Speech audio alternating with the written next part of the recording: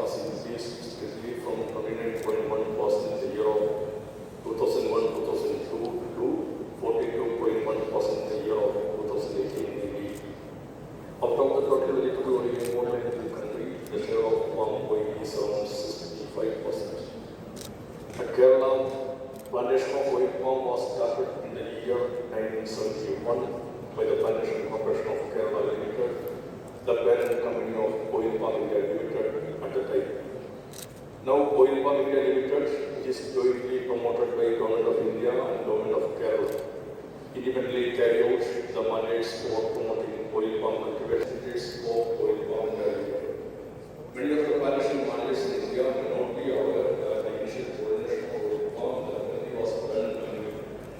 Later, with the steadfast efforts of Oil Palm India Limited, coordinating the rules were introduced, making it possible to 7,000 hectares of oil palm cultivation. Kerala has the oldest seed garden at Kodugada in Kerala and Oil Palm India Limited.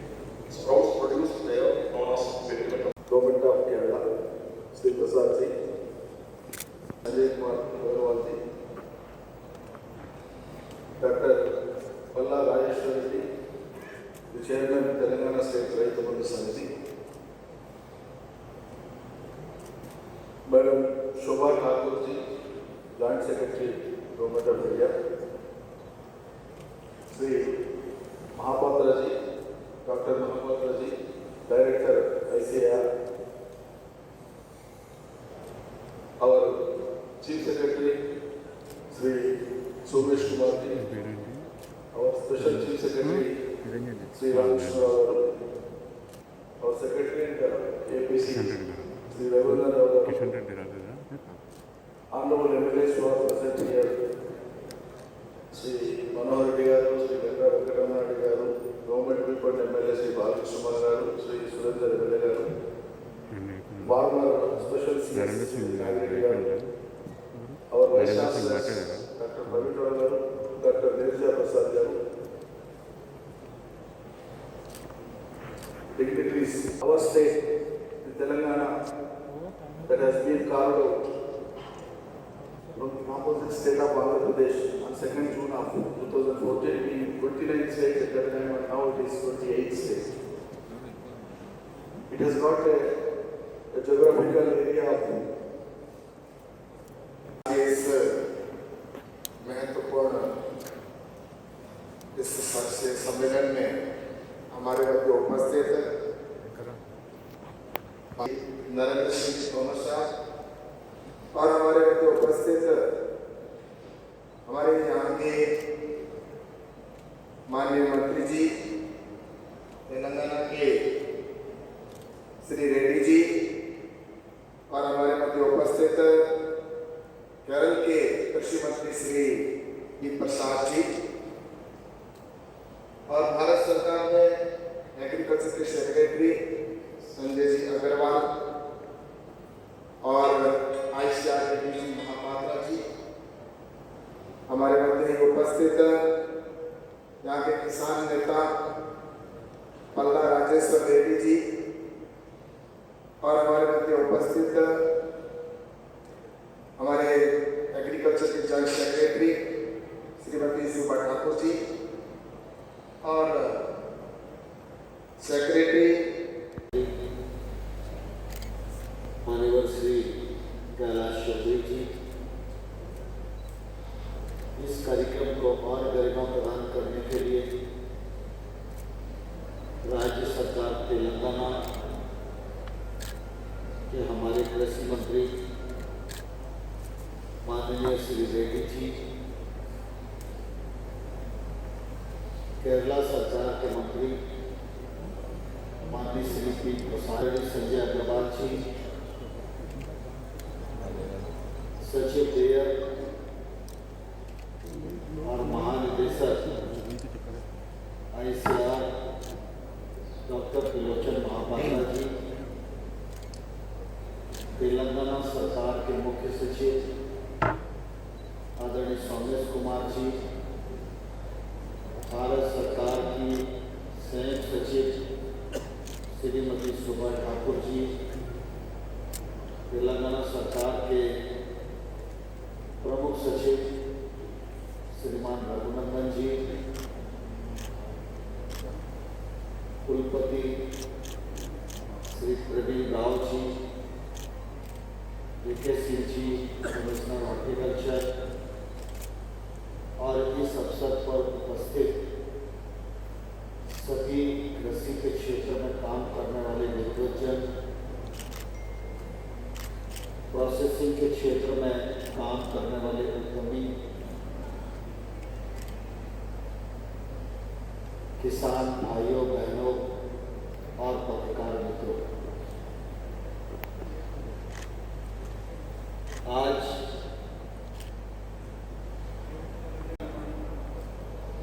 दो प्रधानताएं हैं। एक भारत कृषि प्रधान है और दूसरा भारत धर्म प्रधान है। धर्म की प्रधानता से मेरा आशय पूजा पद्धति से नहीं है। हर इंसान का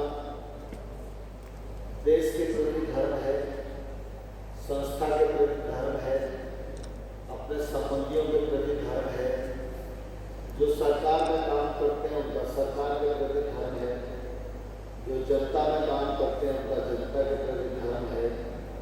ये जो धर्म की प्रधानता भारत में है, यही भारत की सबसे बड़ी ताकत है। और इसी ताकत के रहते कई बार विदेशी आक्रांताओं ने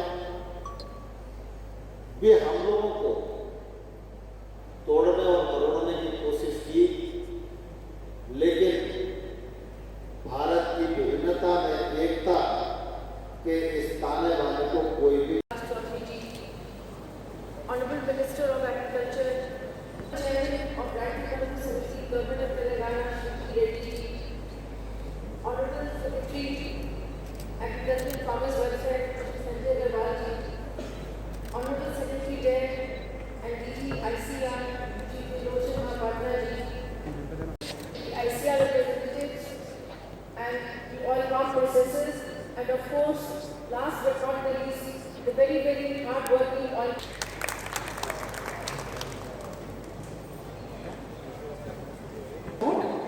We are serving high tea right now. The hall is on the left of this hall, and please have your high tea and come back in the next 15 minutes so we can resume the session and then break for lunch. Dayachesi participants.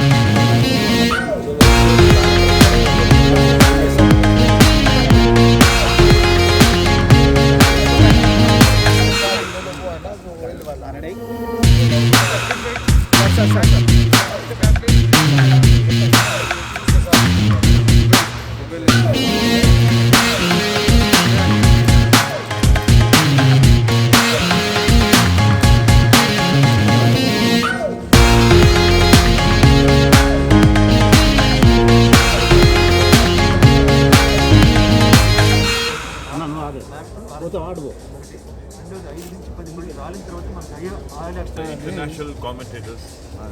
Sir. They are all good time. Demonstrative dragon fruit farmer ఈరోజు oil palm సమ్మిట్లో భాగంగా dragon ఫ్రూట్ని కూడా ప్రాధాన్యత ఇవ్వాలని చెప్పి వాళ్ళు అడిగినందుకు మా బై ప్రాజెక్ట్స్తో పాటు ఇక్కడ ప్రదర్శన జరిగింది. మోడీ గారి ప్రభుత్వం ఎగ్జాటిక్ ఫ్రూట్స్ని ఎంకరేజ్ చేయాలనేటువంటి ఆలోచనతో అంతటా ఇటువంటి ప్రదర్శనలు చేయడం, ఆయిల్ ఇంపోర్ట్ తగ్గించి మనమే ఎక్స్పోర్ట్ చేసేటువంటి రోజు పోవాలనే దాంతో ఈ చేంజ్ ఆఫ్ క్రాప్ అనే దాని మీద ఎంకరేజ్ చేసే విధంగా ఈరోజు 9 రాష్ట్రాల యొక్క ఈ సమ్మిట్ని పెట్టి ఆయిల్ పామ్స్ గురించి ఇప్పటిదాకా మాట్లాడిన నరేంద్ర సింగ్ తోమర్ గారు, నిరంజన్ రెడ్డి గారు వీళ్ళందరూ కూడా ఇంతకుముందు మిల్లెట్స్ మీద చేశారు పోయిన నెలలో, ఇప్పుడు ఆయిల్ పామ్ మీద సీడ్స్ మీద చేస్తున్నారు. అదేవిధంగా డ్రాగన్ ఫ్రూట్ కూడా పెద్ద ఎత్తున తెలంగాణకు కానీ 70% ఆఫ్ బ్యారన్ ల్యాండ్స్, ఎరైడ్ ల్యాండ్స్, ఇవన్నీ బంజర్ భూములు ఏవైతున్నాయో తక్కువ నీటితోని ఎక్కువ ఆదాయం ఇచ్చే పంటల రూపంలో డ్రాగన్ ఫ్రూట్ కూడా రిజిస్టర్ అయ్యి ఉంది. దీన్ని కూడా అన్ని రకాలుగా మన దేశమంతా ఎంకరేజ్ చేయాలనే ఆలోచనతో ఈరోజు ఈ ప్రదర్శన పెట్టమన్నారు. దీని మీద మంత్రి గారు స్వయంగా ఇక్కడికి వచ్చి ఎంకరేజ్ చేసిపోయింది. దీని గురించి అవగాహన కల్పించే విధంగా ఎన్నో ఆర్టికల్స్ ఈ మధ్యన మీ మీడియా ద్వారా అందరికీ తెలుస్తున్నాయి. సాధారణ రైతులు కూడా ప్రతి ఒక్కరు డ్రాగన్ ఫ్రూట్ సాగు చేసే దిశలో ముందుకు పెరుగుతారని చెప్పి, డ్రాగన్ ఫ్రూట్ దేశమంతా కూడా ఎంకరేజ్ చేస్తారని చెప్పి రిసీవ్ చేసుకుంటారని ఆశిస్తూ సెలవు తీసుకుంటారు. అనంతరెడ్డి ఇక్కడ ఈరోజు నేషనల్ లెవెల్లో mission on edible oils and oil palm business summit ఒకటి నోవాటెల్లో జరుగుతుంది. దీనికి సంబంధించి స్టేట్ గవర్నమెంట్ నుంచి మనం తెలంగాణ గవర్నమెంట్ వాళ్ళతో department of horticulture stall arrange చేయడం జరిగింది. ఈ స్టాల్ ఉద్దేశం ఏంటంటే మొక్క గింజ ఎక్కడైతే ఉంటుందో స్ప్రౌట్ దగ్గర నుంచి బై ప్రోడక్ట్ వరకు ఫ్రెషింగ్ అయి బయటకు వచ్చే వరకు కూడా ప్రతి వాల్యూ అడిషన్తో ప్రతి ఐటమ్ కూడా దీంట్లో డిస్ప్లే చేయడం జరిగిందనమాట. సో ఒక ఫార్మర్ లేమ్యాన్ వచ్చి చూసి ఇక్కడ తెలుసుకున్నా కానీ ప్రతిదీ కూడా సబ్జెక్ట్ పరంగా లైవ్ డెమాన్స్ట్రేషన్ చేయడం జరిగింది. దీన్ని చూస్తే కంప్లీట్ సబ్జెక్ట్ అవేర్నెస్ అనేది ఒకటి క్రియేట్ అవుతుంది అనమాట. సో ఇవాళ పెద్ద వాళ్ళు మినిస్టర్స్ అందరూ వస్తున్నారు కాబట్టి వాళ్ళ explanatory and self explanatory and వచ్చిన వాళ్ళకి కొంత అవేర్నెస్ క్రియేట్ చేయడం కోసం స్టాల్ని గవర్నమెంట్ తరఫున అరేంజ్ చేయడం జరిగింది. Governments have to enter into an MOU with the center. After that, the state governments have to enter into an MOU with the processors or the buyers and the farmers. So there is a contract farming arrangement, and that will provide the credit mitigation required for. Prasad, And with that, principal scientist, last of my slide. భారతీయ oil palm పరిశోధన సంస్థ. ముఖ్యంగా ఈ oil palm పంట అనేది ఏ నెలలైనా వస్తుంది. ముఖ్యంగా సంవత్సరం పొడుగుతా నీటి వసతి ఉన్నవాళ్ళు, అట్లాగే నేల యొక్క pH ఉదయం సూచిక 6 నుంచి 8 ఉన్నవాళ్ళు ఎవరైనా ఈ ఆయిల్ పామ్ పంటను వేయచ్చు. పంట వేసిన ఒక 3 సంవత్సరాల్లోనే 3 సంవత్సరాల తర్వాత ఈ యొక్క ఆదాయం వస్తుంది. మొట్టమొదటిగా 1, 2, 3 సంవత్సరాలు దిగుబడి ఉండదు కాబట్టి దీంట్లో అంతర పంటలుగా ఇప్పుడు పండించే పంటలు వరి తప్పితే మిగతా ఏ పంటలైనా అంతర పంటలుగా వేసుకోవచ్చు. అయితే ఈ 3 సంవత్సరాలు అంతర పంటలు తీసే రైతులు ఎవరైతే ఉన్నారో వాళ్ళు జాగ్రత్తగా గమనించాల్సింది ఏంటంటే ఈ యొక్క ఆయిల్ పామ్ పంటలో అంతర పంటలు వేసిన వాళ్ళు ఆయిల్ పామ్ పంటని కట్టేయకూడదు, తర్వాత కొట్టకూడదు, తర్వాత కింద ఆకులు నరకకూడదు. ఎప్పుడు చూసినా కానీ చెట్టు మీద 30 నుంచి 35 ఆకులు ఉండాలి. అట్లాగే రెండోది 4 సంవత్సరం దాటిన తర్వాత మనం ప్రతి 10 రోజులకి ఒకసారి ఈ యొక్క పంటని కోసుకోవచ్చు. సంవత్సరానికి సరాసరి 30 నుంచి 35 కోతలు వస్తుంది. 4 సంవత్సరం నుంచి మనకి దాదాపుగా 4 నుంచి 5 టన్నులు ఎకరానికి దిగుబడి వస్తుంది. అట్లాగే 10 సంవత్సరాలు దాటిన తర్వాత 10 నుంచి 12 టన్నులు దిగుబడి వస్తుంది. ఆన్ యావరేజ్ దాదాపుగా చిన్న తోట అయితే 8 సంవత్సరాల లోపు తోట అయితే 40 నుంచి 50 వేలు నికరాదాయం వస్తుంది. అట్లాగే పెద్ద తోటలో 10-12 టన్నులు వచ్చే తోటల్లో దాదాపుగా 1,00,000 నుంచి 1,50,000 రూపాయల వరకు నికరాదాయం వస్తుంది. Thank you. అది మహబూబాద్ జిల్లా చిన్నగూడు మండలం జయ్యారం గ్రామం. నా ఫోన్ నెంబర్ 9951130003. మేము గతంలో పత్తి, పసుపు, మిర్చి వివిధ రకాలైనటువంటి వాణిజ్య పంటలు మేము పండించేవాళ్ళం. అందులో ఉన్నటువంటి సాధక బాధకాలన్నీ కూడా గమనించి ముఖ్యంగా ఈరోజు ఉన్నటువంటి సమస్య లేబర్ సమస్య, దాంతోపాటుగా కోతుల సమస్య. గత సంవత్సరం మా మహబూబాద్ జిల్లా నుంచి హార్టికల్చర్ డిపార్ట్మెంట్ వాళ్ళు మమ్మల్ని మరి అశ్వరావుపేటలో ఉన్నటువంటి ఆయిల్ పామ్ తోటలకు, అక్కడ ఉన్నటువంటి దమ్మపేటలో ఉన్నటువంటి ఆయిల్ ఫ్యాక్టరీని చూపించడం వల్ల మేమందరం కూడా మరి ఆ యొక్క వాతావరణంలో ఏ రకంగా చెట్లు వస్తున్నాయి, ఏ రకంగా దిగుబడి వస్తుందని మేము గమనించి మరి మేము అది చూసి లాస్ట్ ఇయర్ మమ్మల్ని పైలట్ ప్రాజెక్ట్ కింద మా జిల్లాను సెలెక్ట్ చేయడం జరిగింది. అది చేసిన తర్వాత మేము మొక్కలు నాటి ఇప్పుడు 18 నెలలు అవుతుంది. కానీ మేము గమనించింది ఏంటంటే దీనికి రసాయనిక ఎరువుల వాడకం తక్కువగా ఉంది. అలాగే అంటే పెట్టుబడి కూడా తక్కువగా ఉంది. ముఖ్యంగా లేబర్ సమస్య తీరింది. దాంతోపాటుగా కోతుల సమస్య అసలు లేదు. ఈ చెట్లకి ముళ్ళు ఉంటాయి కాబట్టి కోతులు తినే అవకాశం లేదు. మేము గతంలో మిర్చి పంట వేసినప్పుడు మిర్చికి విపరీతమైనటువంటి మందులు మేము కొట్టేవాళ్ళం. ఇప్పుడు అలాంటి పరిస్థితి లేదు. నెలకొక్కసారి కొంచెం దానికి సంబంధించినటువంటి మెగ్నీషియం బోరాన్ అవి యూజ్ చేస్తే సరిపోతుంది. అలాగే మరి ఈరోజు మరి ఇక్కడ భారతదేశంలో ఉన్నటువంటి ఈ ఆయిల్ఫెడ్ సంస్థ ఇక్కడ మీటింగ్ పిలిచి రైతులందరినీ పిలవడం చాలా సంతోషం. మేము కొన్ని కొత్త విషయాలు నేర్చుకోవడం జరిగింది. మరి ప్రభుత్వం ప్రోత్సాహం కూడా బాగా ఉంది. మరి ఈరోజు మార్కెట్ ధర కూడా ఎంఎస్పీగా నిర్ణయించడం ఉన్నది. కాబట్టి మేమంతరం చాలామంది రైతులు గతంలో 300 ఎకరాలు ఉన్నటువంటి ఈ సంవత్సరం 1500 ఎకరాలు వేయడం జరిగింది మా జిల్లాలో. వచ్చే సంవత్సరానికి దాదాపు 10,000 ఎకరాలకి ప్రభుత్వం నర్సరీ కూడా పెంచడం. రైతులు కూడా దీనివైపు మళ్ళడానికి కారణం ఏంటంటే ఒక స్థిరమైనటువంటి ధర ఉన్నది. ఇంకా మనకు కావాల్సినటువంటి విషయాలన్నీ కూడా మరి మంత్రులు గారిని ఇక్కడ ఉన్నటువంటి సెక్రటరీస్ అన్ని చెప్పడం మేము వినడం జరిగింది. ఈ యొక్క పంటకు ప్రభుత్వం చాలా ప్రోత్సహిస్తుంది కాబట్టి రైతులు ఈ పంట వైపు మళ్ళడానికి అవకాశం ఉంది. మేము తెలంగాణ రాష్ట్ర ప్రభుత్వంతో పాటు భారతదేశ గవర్నమెంట్ ఆఫ్ ఇండియా కూడా దీన్ని ప్రోత్సహిస్తున్నందున రైతులు పంట వేసుకోవడానికి చాలా మంది ఉన్నారు.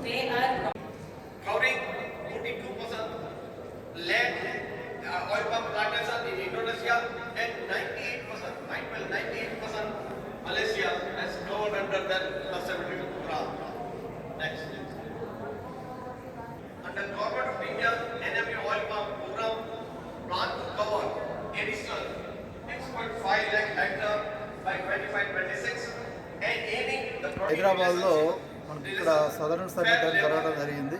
ఇక్కడ 9 రాష్ట్రాల నుంచి మనకి రైతులు కానివ్వండి, ప్రతినిధులు కానివ్వండి, ఈ యొక్క ఆయిల్ పామ్ యొక్క దాని మీద బిజినెస్ సమ్మిట్ అని జరుగుతుంది.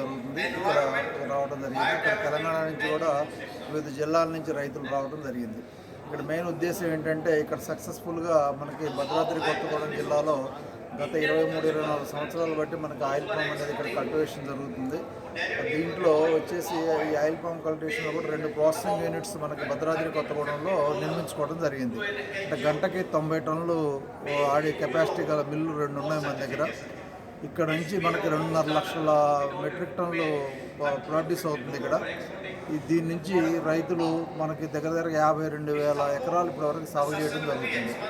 ఇక్కడ మనకి అత్యధికంగా మనకి 12 నుంచి 14 టన్నులు ఎకరానికి దిగుబడి దిగడం జరుగుతుంది. ఇక్కడ దీని సక్సెస్ఫుల్లో మనకి ఈ యొక్క పంట పామాయిల్ పంటే కాకుండా అంతర పంటలుగా మనకి కోకో అలాంటి పంటలు కూడా పండించి ఇదే యూనిట్ ఏరియాలో మనకి అడిషనల్గా ఇన్కమ్ రావడం జరుగుతుంది. 50,000 వరకు ఎకరానికి తీయడం వస్తుంది ఇక్కడ. దీని ముఖ్యంగా దీనికి గవర్నమెంట్ సబ్సిడీస్ దీనికి 21,000 రూపాయలు హెక్టార్కి ఇవ్వడం జరుగుతుంది. ఆ తర్వాత కల్టివేషన్ కింద మనకి ఎరువులు రూపంలో ఇస్తారు. తర్వాత మొక్కల కింద కూడా దీనికి సబ్సిడీ ఇవ్వడం జరుగుతుంది. అంటే దీనికి 29,000 రూపాయలు హెక్టార్కి మొక్కల మీద ఇస్తున్నారు. ఇప్పుడు ఈ మధ్యన పెంచారు. ఇంకా దానికి నోటిఫికేషన్స్ రావాల్సిన పెండింగ్ ఉంది. ఇప్పటివరకైతే 20,000 రూపాయలు హెక్టార్కి మనకి మొక్కల రూపంలో ఇస్తున్నారు. దానికి మొక్కల సబ్సిడీ రూపంలో ఇస్తారు. తర్వాత మనకి వివిధ మనకి 31 జిల్లాల్లో కూడా దీనికి పామాయిల్ని పెంచడం కోసం గవర్నమెంట్ నుంచి మనకి అనుమతులు రావడం జరిగింది. ఈ యొక్క 31 జిల్లాల్లో కూడా మనకి ఏరియా ఎక్స్పెన్షన్ కింద మనం రైతులను గుర్తించి వాళ్ళ యొక్క ప్రోత్సహించి వాళ్ళ యొక్క ఏరియాలో మనకి వేరే మన వరి ప్రత్యామ్నాయ పంటగా దీన్ని డెవలప్ చేయాలనే ఉద్దేశంతో మనకి ఒక ప్రణాళికలు రచించుకొని ముందుకు పోవడం జరుగుతుంది. అదేవిధంగా ఇక్కడ కోకో పంటలో ఉన్నటువంటి కోకో పంటను అభివృద్ధి చేసుకొని దాన్ని అంతర పంటగా అడిషనల్ ఇన్కమ్ కింద తీయడం జరుగుతుంది.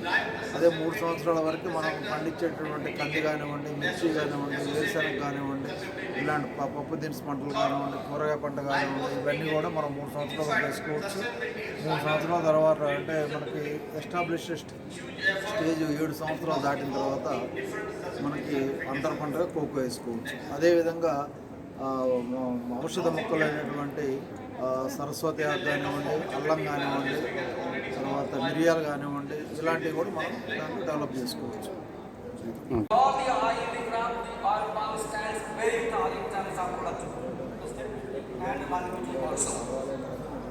Next, please. This one that Madhu is going to cover.